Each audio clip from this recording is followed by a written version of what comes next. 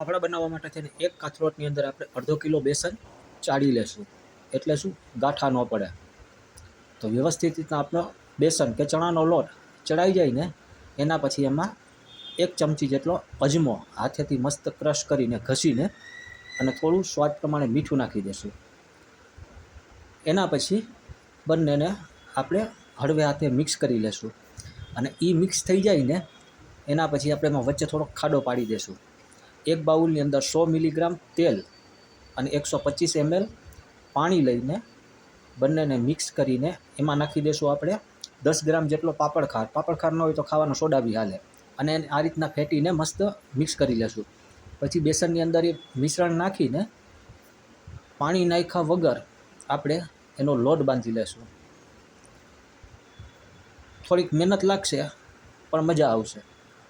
તો જો આ ટાઈપનો આપણો લોટ બંધાઈ જાય ને પછી એને ઢાંકીને સાઈડમાં મૂકી દઈશું. અને અહીંયા મરચાં કાપી લેશું, કડી પત્તા લઈ લેશું. એક બાઉલની અંદર બેસન અને પાણીને મિક્સ કરી દઈશું. તપેલીમાં તેલ ગરમ થઈ જાય એમાં નાખી દઈશું રાઈ, હિંગ, કડી પત્તા, મરચાં અને બેસનનું પાણી. એટલે આપણી કઢી બનવા માટે થઈને રેડી થઈ ગઈ છે. હવે કઢીને ઉકળવા દેશું. ખમણેલા પપૈયાની અંદર મરચું, મીઠું, ખાંડ નાખીને આ ટાઈપનો સંભારો બનાવી લેશું. એના પછી આપણા લોટને આપણે મસ્ત મસળીને ચીકણો કરી દઈશું. એના ઉપર ખાંડેલી મરી નાખશું અને હજી વધારે થોડો ચીકણો કરી નાખશું. અને એના પછી આ રીતના આપણે આપણા ફાફડાને બનાવી નાખશું. તો મસ્ત મજાના જો આપણા ફાફડા બનીને તૈયાર થઈ ગયા છે. મીડિયમ આંચ ઉપર આપણે એને તળી લેશું. આપણે વણેલા ફાફડા બેય બનાવ્યા છે.